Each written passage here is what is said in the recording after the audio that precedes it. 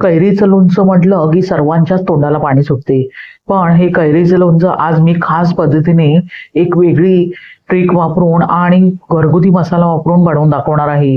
ह्या पद्धतीने तुम्ही एकदा जर कैरीचे लोणचे बनवले तर पुन्हा पुन्हा बनवाल. नमस्कार, नम्रता आज रेसिपीमध्ये आपले खूप खूप स्वागत. उन्हाळा आला की आपल्या घरात वर्षभराच्या कैरीच्या लोणच्याची लगबग सुरू होते. आज आपण बाजारातून कोणताही रेडीमेड मसाला न आणता घरच्या घरी अगदी पारंपरिक पद्धतीने 1 किलो कैरीचे लोणचे बनवणार आहोत. हा घरगुती मसाला कसा बनवायचा आणि लोणचे वर्षभर कसे टिकवायचे भरपूर टिप्स सहित इथे मी रेसिपी शेअर करत आहे. चला तर मग जास्त वेळ न घालवता आता आपण रेसिपीला सुरुवात करूया. कैरीची लोणची बनवण्यासाठी गावरान कैरीचाच वापर करायचा आहे. अजिबात मोठ्या कैऱ्यांचा वापर करायचा नाही, ज्या अशा प्रकारे लहान असतात आणि गडद हिरव्या असतात. अजिबात पिवळसर कैऱ्यांचा वापर करायचा नाही, त्यामुळे लोणच्याची चव बिघडते. आता ह्या कैऱ्या 1 तासभर मिठाच्या पाण्यात घालून नंतर व्यवस्थितपणे 3 ते 4 वेळा स्वच्छ पाण्याने धुवून नंतर सुती कापडाने पुसून घेतल्या आहेत. आता अशा प्रकारे त्याचा देठ कापून घेऊया आणि दोन्ही बाजूने अशा प्रकारे कापून घेतल्यावर मधोमध कापून अगदी बारीक अशा फोडी करून घेऊया. इथे मी 1 इंचाच्या कैरीच्या फोडी करून घेत आहे. तुम्ही तुमच्या आवडीनुसार जशा तुम्हाला मोठ्या किंवा छोट्या हव्या असतील त्याप्रमाणे कैरीच्या फोडी करून घ्यायच्या आहेत. आता अशा प्रकारे आपण सर्व कैरीच्या फोडी करून घेऊया. पाहू शकता सर्व कैरीच्या मी फोडी करून घेतल्या आहेत. आता ह्याला आपण हळद लावूया आणि मीठ दोन्ही आपण 1-1 चमचा घेतले आहे आणि मीठ आणि हळद घातल्यावर पुन्हा चमच्याने व्यवस्थितपणे कैरीला हळद आणि मीठ लावून घेऊया. आता भांड्यावर झाकण ठेवून साधारणतः 5 ते 6 तास या कैऱ्या हळद आणि मिठामध्ये व्यवस्थितपणे मुरू देऊया. 5 ते 6 तासानंतर आपण त्यातील हळद आणि मिठाचे पाणी काढून कैरीच्या फोडी उन्हामध्ये सुकवून घेणार आहे. त्यामुळे हे जे आपण लोणचे बनवत आहोत ते वर्षच काय 2 वर्षही आरामात टिकते. साधारणतः 6 तासानंतर भांड्यावरील झाकण काढून पाहूया. पाहू शकता हळद मिठाचे व्यवस्थितपणे पाणी अगदी सर्व कैरीच्या फोडींना लागले आहे. अशा प्रकारे मिठाने पाणी सुटले आहे. हळद मिठाचे पाणी सुटल्यावर लगेचच आता आपण चमच्याने अशा प्रकारे कैरीच्या फोडी एकजीव करून घेऊया. आता यातील मिठाचे पाणी व्यवस्थितपणे काढून घेण्यासाठी इथे मी भांड्यावर अशी प्रकारे जाळी ठेवली आहे. आता थोड्या थोड्या कैरीच्या फोडी आपण जाळीमध्ये घालून घेऊया, म्हणजे जे हळद मिठाचे पाणी आहे ते पातेल्यात पडेल. अशाच प्रकारे सर्व कैरीच्या फोडी व्यवस्थितपणे चाळणीवर गाळून घेऊया, म्हणजे त्यातील हळद मिठाच्या पाण्याचा अंश पूर्णपणे कमी होईल.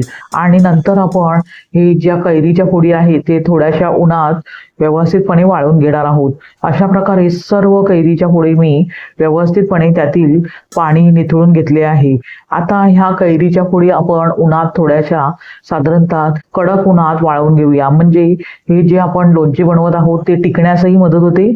त्यानंतर लोणच्याचा मसाला बनवण्यासाठी इथे मी 2 मोठे चमचे बडीशेप, 1 मोठा चमचा धणे, 1 छोटा चमचा आपण जिरे घेतले आहे. त्याचबरोबर 1 छोटा चमचा मेथी, 4 ते 5 मिरे, 4 ते 5 लवंगा घेतल्या आहेत. आता गॅसची फ्लेम मंद करून आपण व्यवस्थितपणे एकसारखे हे जे मसाले घेतले आहेत ते भाजून घेऊया. हे मसाले जास्त भाजायचे नाही, त्यामुळे लोणच्याची चव बिघडण्याची शक्यता असते. आणि मसाले भाजून घेत असताना गॅस इथे मंदच ठेवायचा आहे आणि एकसारखे ढवळून अगदी व्यवस्थितपणे भाजून घ्यायचे आहे. थोडासा सुवास आला की लगेचच गॅस बंद करायचा आहे आणि हे मसाले एका प्लेटमध्ये काढून पूर्णपणे थंड करून घ्यायचे आहेत. तरच अगदी खमंग आणि घरगुती मसाल्यात हे लोणचे चविष्ट असे तयार होते. आता मसाले व्यवस्थित भाजले गेल्यावर म्हणजेच त्याचा सुवास आल्यावर पाहू शकता परफेक्ट असे मसाले मी भाजून घेतले आहेत. ते आता आपण एका प्लेटमध्ये काढून घेऊया आणि फॅन खाली थंड करून घेऊया. तोवर आता ह्याच पॅनमध्ये आपण गॅस बंदच ठेवला आहे आणि इथे 100 ग्रॅम मोहरीची जी डाळ मिळते, लोणच्यासाठी अशा प्रकारे पिवळी मोहरीची डाळच घ्यायची आहे. अख्खी जर मोहरी तुम्ही घेतली तर त्यामुळे चवीमध्ये फरक होतो, म्हणून लोणचे नेहमी बनवताना अशा प्रकारे पिवळी डाळच घ्यायची आहे. आता फक्त 1 ते 2 मिनिटे मंद गॅस करून कुरकुरीत होईस्तोवर, फक्त थोडासा सुवास येईस्तोवर ही मोहरीची डाळ व्यवस्थितपणे भाजून घेऊया. 1 ते 2 मिनिटानंतर पाहू शकता मोहरीची डाळ ही अगदी व्यवस्थित भाजली गेली आहे. तीही आपण एका प्लेटमध्ये काढून घेऊया आणि पूर्णपणे थंड करून घेऊया.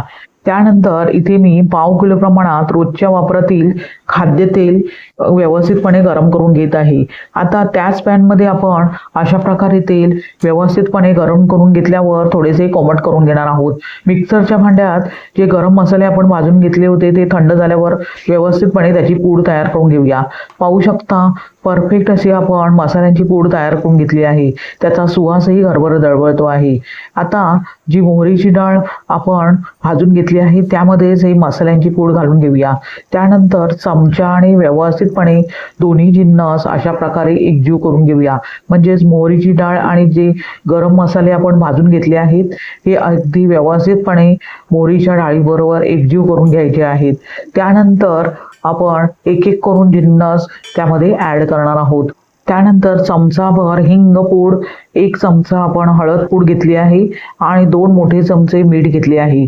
मीठ आधीच आपण कैरीला लावून घेतले आहे, तरी पण मिठाचा जास्त वापर केल्यामुळे हे जे लोणचे आहे ते टिकण्यासही मदत होते. प्रिझर्वेटिव्हचे मीठ काम करते. इथे 4 मोठे चमचे मी काश्मीरी रेड चिली पावडर घेतली आहे. आता सर्व जिन्नस अशा प्रकारे चमच्याने एकजीव करून घेऊया. म्हणजे आपला लोणच्याचा मसाला तोही घरगुती खमंग असा तयार होईल. पाहू शकता लोणच्याचा मसाला मी तयार करून घेतला आहे आणि तेलही अगदी व्यवस्थितपणे कोमट करून घेतले आहे.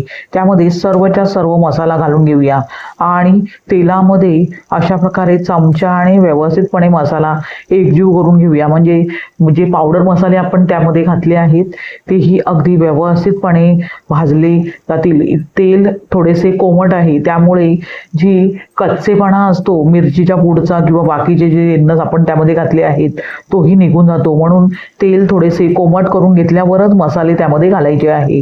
आता अशा प्रकारे लोणच्याचा मसाला तेलामध्ये आपण एकजीव करून घेतला आहे. म्हणजेच मिश्रण पूर्णपणे तयार झाले आहे. आता हे मिश्रण आपण कैरीच्या फोडी थोड्याशा सुकवून घेतल्या आहेत त्यामध्ये सर्वच्या सर्व घालून घेऊया. अशा प्रकारे आपण मसाल्याचे मिश्रण व्यवस्थितपणे फोडींवरती घालून घेतल्यावर चमच्याने व्यवस्थितपणे एकजीव करून घ्यायचे आहे. चमचा अगदी सुकाच असावा, अजिबात पाण्याचा अंश त्यामध्ये नसावा, म्हणजे लोणचे टिकण्यासही मदत होते. इथे कोणतेही जिन्नस तुम्ही घ्याल ते अजिबात त्यामध्ये पाण्याचा अंश राहिला नाही पाहिजे, तरच हे लोणचे एकच काय 2 वर्षही आरामात टिकते. सर्व जिन्नस आता व्यवस्थितपणे फोडीबरोबर म्हणजेच कैरीच्या फोडीबरोबर एकजीव करून घेऊया. पाहू शकता किती परफेक्ट लोणचे तयार झाले आहे. मसाला अगदी पुरेपूर प्रत्येक फोडीला लागला आहे. अशा प्रकारे आपण व्यवस्थितपणे मिश्रण तयार करून घेतल्यावर 1 दिवस आपण हे लोणचे अगदी झाकण ठेवून मुरत ठेवणार आहोत. दुसऱ्या दिवशी पाहू शकता तेल थोडेसे वरती आले आहे आणि कैरीच्या फोडी मुरल्या आहेत. अशा प्रकारे तयार झाले बघता क्षणी खावेसे वाटणारे घरगुती साहित्यात 1 किलो कैरीचे लोणचे. हे लोणचे आता अशा प्रकारे व्यवस्थितपणे मुरवून घेतले आहेत. लगेच स्टरलाइज केलेल्या काचेच्या भरणीत ते स्टोअर करून घेऊया. इथे काचेची भरणी मी गरम पाण्याने व्यवस्थितपणे धुवून घेतली आहे आणि कडक उन्हात व्यवस्थितपणे वाळून घेतले आहे. त्यामुळे लोणचे टिकण्यासही मदत होते. लोणचे अशा प्रकारे काचेच्या भरणीतच स्टोअर करून ठेवायचे आहे. आता अशा प्रकारे लोणचे तयार करून घेतल्यावर लगेचच काचेच्या भरणीत व्यवस्थितपणे भरून घेऊया. आता लोणचे टिकवण्यासाठी खास टिप्स पाहूया.